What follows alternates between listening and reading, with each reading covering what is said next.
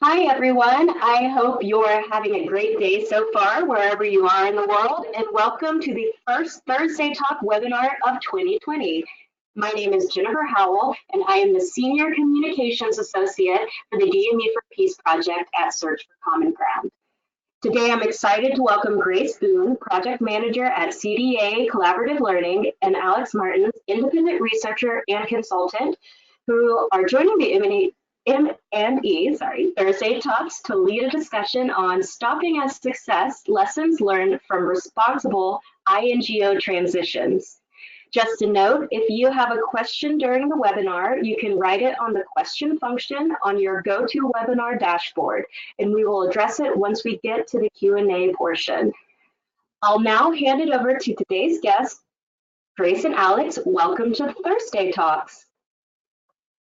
Hi, Jen, and everyone else. Thank you so much. I really appreciate you all taking your time, 45 minutes of your day, to spend with us. As Jen said, Alex Martin and myself, Grace, we're excited to share our project with you. We've spent the past 3 years studying responsible INGO aid transitions. Before we get started, I wanted to do a couple sort of logistical notes about the presentation. The first is that there are other Stopping at Success team members on this call, and so I'm grateful that we have a wider representation of our project to share with you. We'll be tapping into them and hearing from them specifically during the Q&A session, so I'm excited about that. The second thing is that I want to pause here and acknowledge that there are more than likely folks on the call who have direct experience with transitions, and we can learn more from you than you can from us. And so we want to invite you, recognizing that there's limited ways to engage in a webinar, so we want to try and engage as much as possible with you. So if you have gone through a transition process, led a transition process, are currently thinking about one or going through one actively now, we invite you to write your name, your organization, and a bit of your story in the chat box function. We would love to be reading those stories as we present, but then also circle back with you after the webinar to stay in a learning relationship together. So feel free to do that throughout, we'll circle back, which will be great. The last thing is, before we dive into the content, we did want to explain and frame what we as a consortium mean by the term local. So we recognize that term can be relatively problematic in certain instances, and so as a consortium, the Stopping at Success team has chosen to define the term as it relates to our project. And so throughout the presentation, when you hear the word local, we are describing actors or organizations in the Global South who work at the national or local level. So this could be communities, newly created nonprofits or civil society organizations, NGOs that have devolved from international federations, or local and national governments. All right, so let's get started. All that being said, what is Stopping at Success? So we are a 3-year collaborative learning project funded by USAID. And we have been studying responsible INGO aid transitions across 13 different countries. We've conducted 20 case studies that looks at positive deviance examples of transitions across different contexts. So we chose to look at positive examples because we assume most people know of cases where an INGO did not transition over to a program or local organization well. So we assume that that's more of the norm, unfortunately, in our sector. And so we were really curious to find out what ingredients make up a successful transition in a variety of different ways, and how can we share that information with the wider development world to be able to move our field closer towards local leadership. And so these 20 case studies that we conducted across 13 different countries have become our evidence base for different elements that make up responsible transitions. They also are the evidence base that have informed our 20 to 25 resources that are relevant for a diverse group of actors. And we'll be going into that a little bit more at the end of the webinar. So I'll pause on that for now, but we'll be circling back to it. And also, like, today is an exciting day because it's the first day that we are publicly sharing the lessons of our 3-year learning project with a wider group of people. And so the point of this webinar is to share those lessons. We'll dive into the tools a little bit. And then we also are really keen to get time to hear from all of you and engage some of the questions you may have and also hear some of your experience. So with all that being said, I'm going to hand over to my colleague Alex, who will be sharing some high-level lessons from us, and then we'll go into the tools. Thanks, Alex. Many thanks, Grace, and it's wonderful to be on here with all of you, so thanks for taking the time. So as Grace said, we conducted 20 case studies, and as a consortium, what we've been doing over the past 6 months is producing a synthesis report that basically aims to distill lessons learned for responsible INGO transitions. And what we mean there by responsible and, as Grace was saying, positive, successful examples, really cases where we've seen that locally led development has really been bolstered or fostered. But before I dive into the lessons, because I think we'll probably get questions on exactly how we define transition, and we started out looking at aid exits and transitions. And what we noticed from our case studies is actually that they all involved some sort of a transition of power and responsibility. So we decided to come up with a dual classification, which you can see on your screen now. So we looked at organizational transitions and programmatic ones.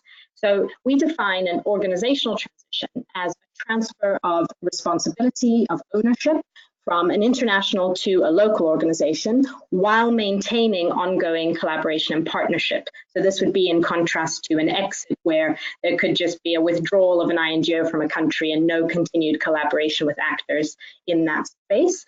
And so our case studies broadly fit into 2 types of organizational transition, which are devolution, and that's, for example, within a federation or a confederation. For instance, ActionAid International's transition to becoming ActionAid Association, which is a fully Indian-owned and led organization. Or we also saw a transition from CARE Thailand to becoming the RACS Thai Foundation, which has since then become a member of the CARE International Confederation. So that's almost like a reverse or a boomerang devolution. But we also saw cases of phase over. So this is where ownership and responsibility is transferred from an INGO to a newly formed entity. For example, in Georgia, we saw Oxfam Georgia transition responsibility to a new NGO, a Georgian NGO called Bridge. Now, we also wanted to look at examples of how INGOs transition in the context of program closures, because that happens much more frequently in our sector than international or INGOs leaving specific countries. So we looked at defining programmatic transitions as, once again, a transfer of responsibility and ownership, but in this case of project activities to local entities prior to program close down. So this could be, for example, to formal entities. So it could be transferring programmatic responsibility over to government, for example, local government or national government, NGOs, CSOs, or indeed it could be to informal entities, for example, community groups, village savings associations, things like that. So I'm happy to come back to questions on the typology at the end, but I'd love to just dive into the lessons now. So on to the next slide. We came up with 8 overarching lessons learned on how to carry out responsible transitions that promote locally led development. And crucially, these really are lessons learned rather than recommendations, derived from a body of evidence about what works. So it's not meant to be prescriptive. These are just, as Grace was saying earlier, these are some of the ingredients that we saw going into responsible INGO transitions. So in the interest of keeping it brief, we're just going to take you through 4 of those lessons. So the first one could almost be the theme of the whole project in a way, which is that how INGOs enter matters just as much as how they leave. So more specifically, we saw how partnerships that were based on solidarity and trust from the very beginning allowed for smoother transitions when the time came. Now, that said, for INGOs that have had long-term pre-established partnerships, it's still possible to adapt the nature of those to develop and emphasize that type of solidarity and trust, particularly when considering future transitions. But if you're entering a new space, bearing that in mind from the beginning is helpful, as we saw in our cases. So, for example, the Center for International Conflict Resolution, CICR, which you see on your screen there, they transitioned over to a Timorese NGO called Belen, which is focused on conflict prevention. And basically, international team members from CICR saw their roles as temporary from the outset. So they knew they weren't going to stay long term, and they invested significant time into working themselves out of a job. And so both, Belen's American and Timorese founders spent 2 years prior to establishing the organization planning for long-term sustainability. So that's an example there of how the way they entered kind of set the tone for how they operated in Timor-Leste. The second lesson is in order to support locally led development, INGOs need to address existing power imbalances and engage in mutual transformation. So I don't think we could do this webinar without using the word power. Power and legitimacy, unsurprisingly, emerged as key themes throughout our research. It kept coming up again and again in the case studies. And we really found that the success of these types of transitions is really dependent on the willingness of INGOs and donors to actively cede power during the process. But we want to be really clear about this point. So letting go of power and to an extent control does not mean abruptly ending and exiting a given context after simply handing over to a local entity. It's really about letting go in a responsible way that acknowledges existing power imbalances. And so here, obviously, when we're talking about power imbalances, I think it's really important to highlight the voices of those that are on the negative side of this. So, for example, the country director of GLID. So GLID is a Burundian NGO that transitioned away from Care Burundi.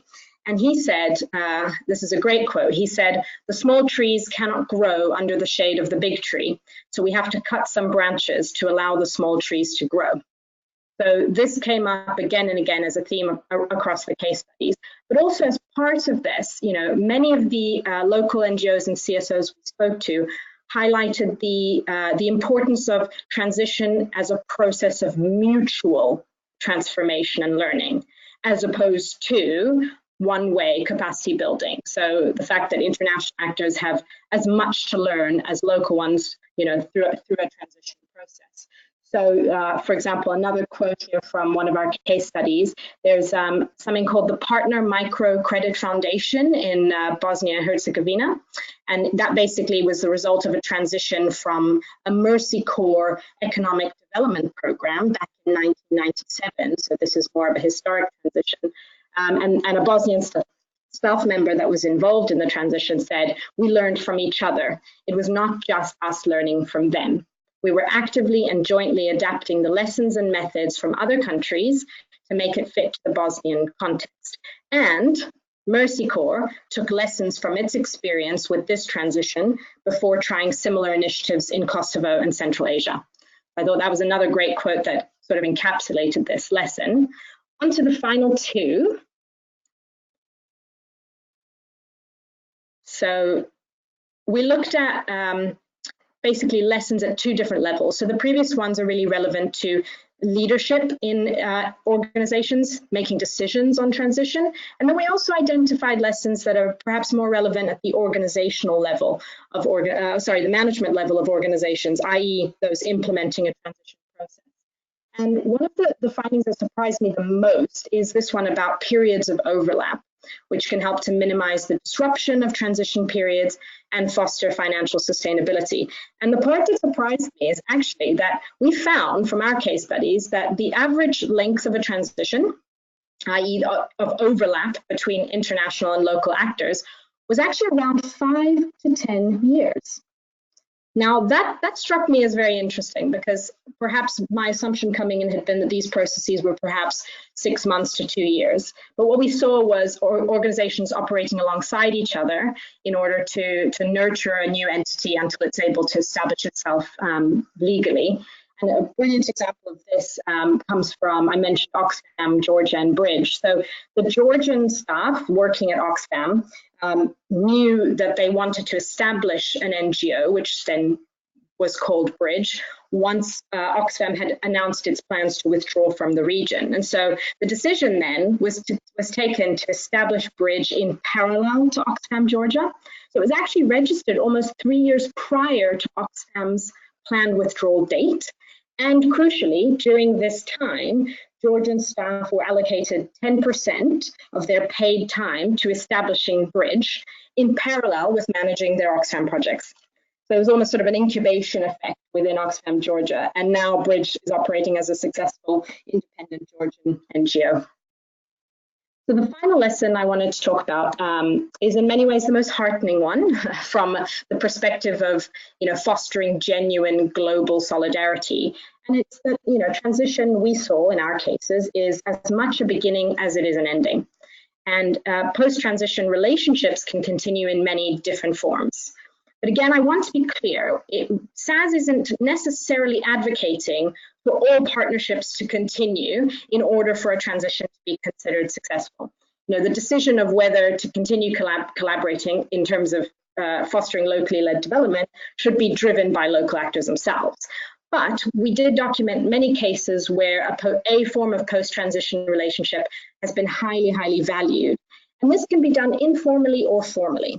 So informally, we saw, for example, Interpeace, which is an international NGO, they continue to support the activities of, as you see on the screen there, their Timorese NGO partner, CPAD, despite having wound down its financial support to them a few years ago. So, for example, they continue to provide technical support on financial management, including using things like QuickBooks. And in a few cases, they've also provided interest-free loans to CPAD to cover some of the upfront costs associated with delivering donor programs. So for example, if a 30% advance is required to get the program going, Interpeace has loaned CPAD money to cover that. And then collaboration can also be a bit more formalized or codified. So, for example, I mentioned Partner Microcredit Foundation. So 2 Mercy Corps staff members who were involved at the transition, during the transition process, they sit on Partner's board. But crucially, they're there to express continued support and solidarity rather than influence decision making. So they're not there to play an outsized role as international actors, but there to support. And then going back to Oxfam and Bridge, another example in their case of a more formal collaboration is that they've actually signed an official partnership agreement that outlines 4 areas for ongoing collaboration and exchange. So we've seen the full spectrum from formal to informal, but we were told again and again by actors from all different types of organizations that these post-transition relationships can be very, very valuable. So those are some of the lessons we wanted to highlight. And with that, I will pass back over to Grace. Yeah, thanks. So I think that you can see even from what Alex was sharing that there really are key themes that have come up throughout all of our case studies and all of our meetings around the world with various stakeholders. And those have really come through the cross-case analysis as well. And so we have created about 25 tools and resources that really aim to capture and are shaped by the key themes that we see coming up in our lessons and in our case studies, and using those as a way to develop practical but also theoretical resources that can assist different actors working on responsible transitions in their own work. And so starting next week, we're excited because we will be publishing our tools and resources, and because we have 19 case studies being published and 20 to 25 resources being published. Our attempt to make this a bit more digestible is to publish these resources in thematic packages by the themes that you see on your screen, which are partnership, financial sustainability, communication, capacity development, and leadership. And so in an attempt to sort of ground what we mean by this, as an example, next week, we'll be publishing our financial sustainability and communication tools and resources. And we will also be pairing those with case studies that really highlight either financial sustainability, communication, or both as reasons for their successful, as a key reason for their responsible transition. So, for example, we have a partner in the Philippines named Coffee for Peace, who has a really innovative social enterprise model that has developed throughout the transition, which enables them to be financially sustainable and independent. And therefore, case studies like that will accompany the financial sustainability rollout next week. So stay tuned for that. We're excited. Also, quickly, the audiences of the Stopping at Success project are primarily INGOs, NGOs, CSOs, and donors. And our tools and resources hit these audiences perhaps in more direct, but also some are for all of the audiences. And so as an example, we're creating an INGO program cycle document, which shows how INGOs can prepare for and work to responsibly transition their organization at each stage of the program cycle, right? So that tool is very specific to INGOs. However, we're also creating resources that are relevant to all actors, even beyond the three listed here. And an example of that is our issue papers, where we really interrogate one of the key themes from the project and how it shows up in our case studies, but also through meetings that we've had around the world with key stakeholders, and those are relevant for all actors. The last thing to say about our tools here is that they range from both practical and theoretical. So we have resources that are practical, such as a how-to guide for accessing unrestricted funding, which is really aimed to support NGOs, CSOs, or different types of local entities that are finding themselves in positions of needing to raise unrestricted funds after an INGO has transitioned their financial support. So, and so other tools range to be quite theoretical and broad and relevant to all actors, even beyond the three listed here. For an example, the thought piece on power and legitimacy, which Alex mentioned earlier as something we can't talk about this work without talking about power and power imbalances that we've seen show up. And so therefore, this resource, this thought piece, really reflects on how we've seen power and legitimacy show up throughout our case studies and also in meetings around the world. So all in all, stay tuned. We'll be launching our new website with these resources next week. And because you registered for this webinar, we'll be emailing you those resources directly. So stay tuned. We're excited. And so I want to recognize that we just talked a lot at you for the past 20-25 minutes, and we are really keen to hear from you and hear your questions. So we look forward to engaging in a Q&A. As a reminder, we are not the only Stopping at Success folks on the call, and so we'll be tapping into our other colleagues for these questions as well. So yeah, Jen, I'll let you take it away. Thank you so much for that. Now we will be entering the Q&A portion of today's webinar. We will be opening up the presentation for questions. A couple of notes about our format for those of you who are unfamiliar. You can submit a question in one of two ways. The first is through the question function on your GoToWebinar dashboard. The second is to click on the hand icon to raise your hand, which will allow us to unmute your microphone so you can ask your question live. When you submit your question, we ask that you submit your name and affiliation. Just a note, these talks are recorded and posted on DME for Peace so that those who are not able to join us at this time can go back and listen to the presentation and discussion. Additionally, Grace and Alex might pass off specific questions to fellow Stopping at Success team members who are also listening in today. So, all right, let's get this started. We have some questions coming in already. First, we have a question from Andrew Hink. Apologies if I pronounced that wrong. Did any of your cases set evaluation marks for these board arrangements you mentioned to ensure continued effectiveness after the transition? Imagining several bad actors could still hoard power in the name of partnership. I can repeat if you need me to. No, it's an excellent question. And I'm wondering, Alex, if you feel comfortable answering with your knowledge of the case studies from your synthesis. Happy to, yeah. Thanks, Andrew, for the question. We didn't see any cases of that. I'd be interested to hear if you did, or if you've seen such arrangements to ensure continued effectiveness of board participation.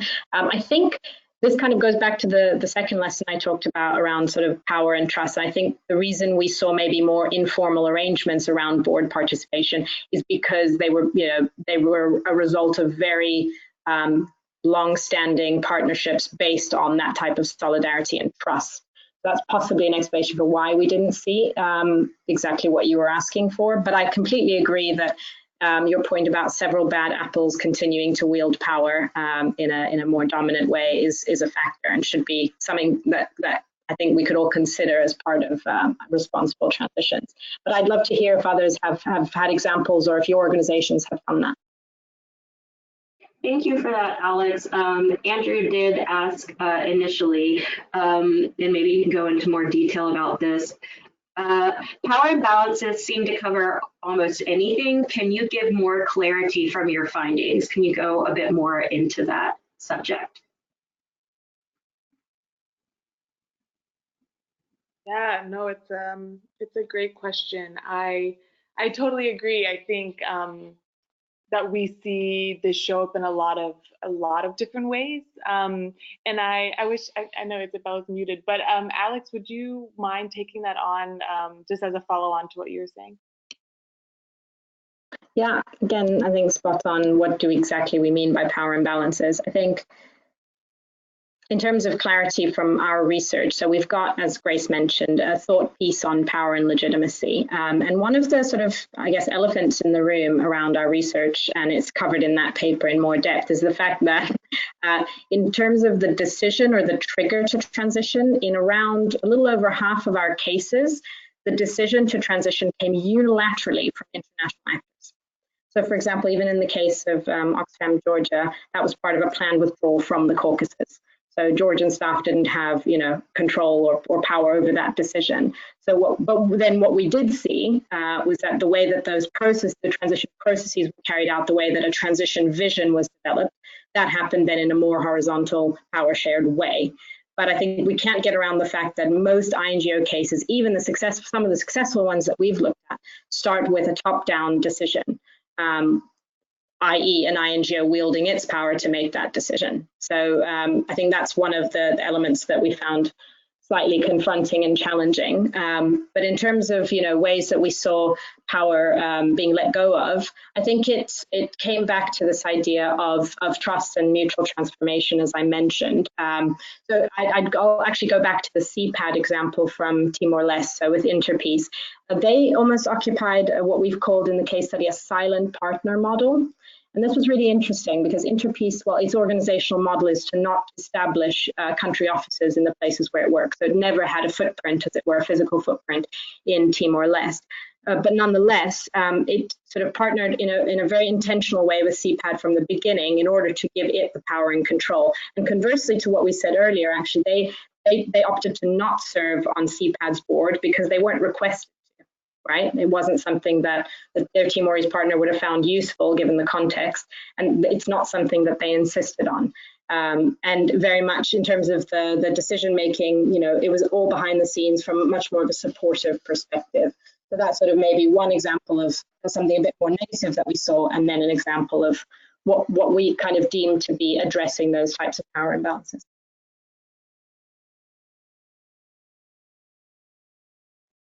All right, thank you very much, and thank you, Andrew, for those questions. We have another question coming in from Graham Carrington. Graham is a consultant. Graham asked, Does your research suggest that donors/funders are encouraging transition to receive proper focus, time, and resources? And are they willing to fund the process adequately? Fantastic question. I'm wondering, David Yamron from Search for Common Ground, would you be willing to answer the question? And if you are, David, I'm going to unmute you if I can find you. Just one second. Oh, there you are. All right, David, I'm about to unmute you. Thank you for joining us today, David, if you'd like to answer. Hi, everybody. Thanks, Jennifer, Grace, and Alex. My name is David Yamron. I work with Search for Common Ground on this consortium. And yeah, thank you for the really interesting question. So we've seen a really wide variety in our case studies of support offered by INGOs to transitioning organizations. It can really vary. And I think one of the most important lessons learned that we've seen is that support doesn't have to come in the form of sort of traditional core support grants or direct financial aid. That's generally appreciated. But what we've seen is that to set transitioning organizations up for financial sustainability and a strong organizational future, the kinds of support can vary quite a bit, from things like capacity strengthening around business development, strategic planning, sort of general organizational strengthening ideas, to direct provision of hard assets like office space in the case of Oxfam Georgia, where Oxfam gifted some really valuable office space to the transitioning partner Bridge, which allowed them to sort of stay alive through difficult times in a very expensive city for them to please see. We've also seen provision of soft assets like knowledge management databases, proposals, things like that can be really valuable. I would encourage you to tune in next week to our webinar on financial sustainability, where we're going to be talking quite a bit more about the different kinds of support offered by NGOs to transitioning organizations. But that's just sort of a taste of the kind of things that we've seen across our 19 case studies.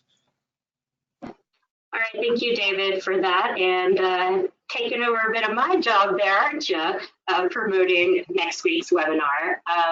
But thank you for joining us. I'm actually going to take moderator's privilege a bit and ask a question myself. So we've talked about successful transitions, and you've also mentioned why you decided to cover that as opposed to what you see as unsuccessful, which might be the norm. But as we like to say at DME for Peace, you can learn a lot from your failures. So are there any negative transitions which you've come across that have provided meaningful learning to your project? Yeah, it's a good question. I'm happy to talk about that a little bit. You're totally right. Like there is a lot that we can learn from, just from our failures, and the importance of talking about when things perhaps didn't go well and interrogating why that is the case. I think, as stopping at a success, that's just a decision that we made towards the beginning to focus specifically on positive deviance examples, but it's absolutely the case that learning from failure is really important. I think in a way that we've come across this, one thing that we didn't talk about entirely is that throughout our project, we've been hosting feedback workshops and meetings around the world, specifically Bangkok, Nairobi, and then Washington, D.C. And we've also, as a consortium, been in conversations with a host of different people and have definitely come across unsuccessful transition examples, or perhaps examples where a lot more harm was done than good, right? So I think that it is interesting, but I don't think we haven't used it as a unit of analysis much at all, just because of our case study base. But I think, as Alex was saying, we even, we have been studying successful transitions, but we also have noticed that there are a lot of things that still invoke power imbalances in really interesting ways. And so I think, learning from all sides of the same coin is really interesting. We aren't publishing one of our case studies because it is an ongoing transition and there are some sensitivities there. So although it is not public and remains pretty confidential, we are learning a lot from that ongoing transition process, which has been really interesting to witness an organization going through a transition in real time. And just, it's a complex and it's a messy thing, and there's a lot of moving parts. And I think one of the ways that our research often allows us to look back in time, not always, but often, and how it is different when you're going through a real-time transition. So yeah, so I'll leave it there, but it's an interesting question, Jen. Thank you. I appreciate that. I wanted to also ask, and you kind of mentioned it, Alex mentioned how she was surprised by the amount of time that was usually given, about 5 to 10 years for, you seem as stated, for maybe a successful transition. But were there any other specific case studies or lessons that you all learned that really did surprise you, that was not expected going into this? Yeah, Alex, would you be willing to respond to that? Yeah, happy to. Thanks, Jennifer. I think two case studies that come to mind immediately when you ask that question was of what I sort of mentioned very briefly in the typology slide around reverse or boomerang devolutions. Feedback on those terms welcome, by the way, if those resonate. So that would be the transition of, which I mentioned briefly, CARE Thailand to the Rax Thai Foundation. And so in that case, it was actually the CARE USA office that had responsibility for the CARE Thailand office.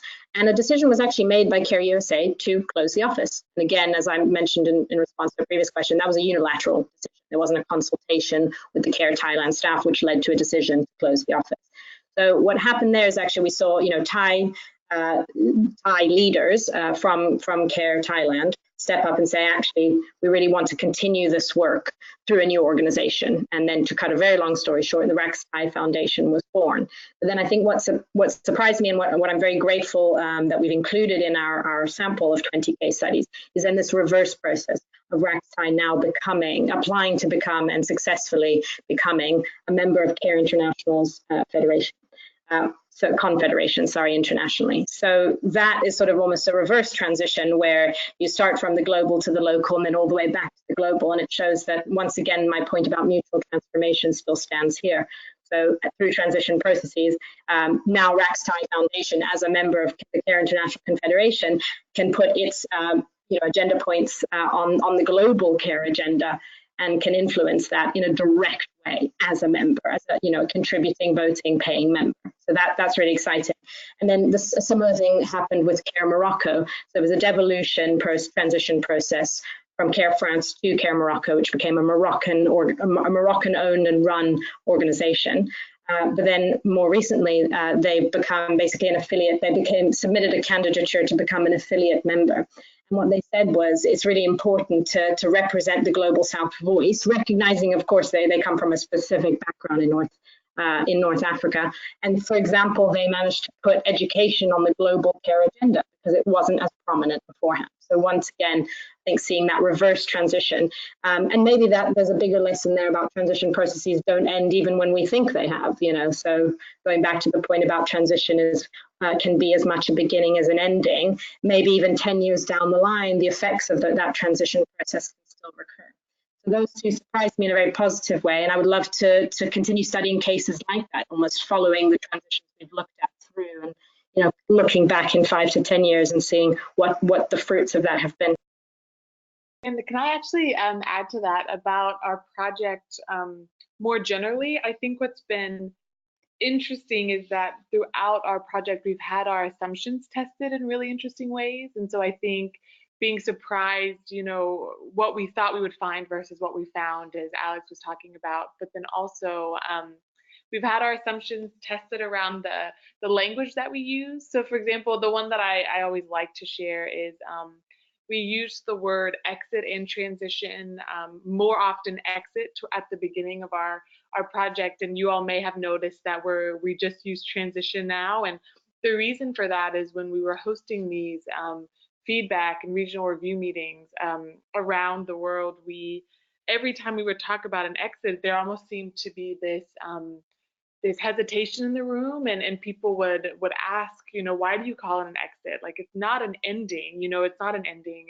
The term exit implies something that doesn't resonate with a lot of people in our experience. And so we moved away from using that language. But the really interesting thing is, as the synthesis was being developed and created and revised, we realized that we actually didn't have any examples of exits in the ways that we differentiate transitions and exits. So we now just use the word language, the language transition instead of exit. But I think it's interesting how our assumptions have been tested throughout the entirety of the project. Oh, sorry. No, sorry, Grace. It dropped out for a second, so I thought that was a pause. I'm going to have to wrap up the conversation soon and on myself, actually, because I did want to ask one very quick question that I thought of, and you can share your opinion instead of the overall stopping as success official stance on this, and maybe I'm putting you on the spot, but what are you hoping for the future of these findings and lessons learned? How would you ideally like others to utilize the work of this project? No, it's such a good question. It's a great way to end. I think, yeah, I mean, of course, this is going to be a faster answer than most want, so stay in touch with us. I'll put our contact information up for these last couple minutes. But I think really the overall hope is that this work and these resources are taken up into organizations and are able to influence the work that people are doing around transitioning. I think with the movement for locally led development, the localization agenda, transitions are happening in a rapid way, and our project really does have a lot of really powerful ingredients for what transitions can include, and how we've seen responsibility show up and accountability show up in these processes. And so ultimately my hope is that people take the resources that we have, they stay in a learning relationship with us, if there's any way that our organizations can support them, but also that the resources are useful and practical in some way, and are adaptable to the work that people are doing, I think would be my ultimate hope. I don't know how much time is left. I think we're running out. I'd love to hear from others, but I think we're short on time. Yes, and actually, I was mid-sentence when we got a question in from Samhita Kumar, and my apologies if we don't have time to go into this thoroughly, but if you could spare about 30 seconds or so, Alex and Grace, and answer this for us. Presuming you should be thinking about transitions from the start, how long a lead time should you plan for transitions if that is your goal? Alex, will you take that on for us? Sure, thanks for the question. In 30 seconds, obviously, how long is a piece of string? It's very difficult to determine, but I think anything under 2 years would be extremely rushed. And as I said earlier, we've seen examples where there's been overlap or an ongoing transition process in one form or another for 5 to 10 years. So I would say in preparing for a transition, don't ask yourselves how quickly it can be done. Ask how much time can we possibly squeeze out to take for the transition process. Thank you for the fast response, and we can continue this conversation after the webinar in our comment section when we post the recording. So to wrap everything up, I'd like to thank everyone for joining this edition of the M&E Thursday Talks. The recording will be posted online on the M&E Thursday Talk discussion page later today so that you are able to return to it and share it with your colleagues. And as I just mentioned, please continue the discussion online in the comment section, and I will definitely make sure to pass those on to the Stopping as Success team. Additionally, we will be, as Grace mentioned earlier, we will be emailing attendees of today's webinar when the project tools and resources are published in the next week or so, and when we launch the brand new Stopping at Success website. So we will keep you in the loop and up to date with that information. In next week's M&E Thursday Talk, we'll be discussing the topic of INGO transitions with further discussing it with David Yarman, who you heard today, of Search for Common Ground, who is also a member of Stopping as Success. David will go into greater detail about the communication and financial sustainability.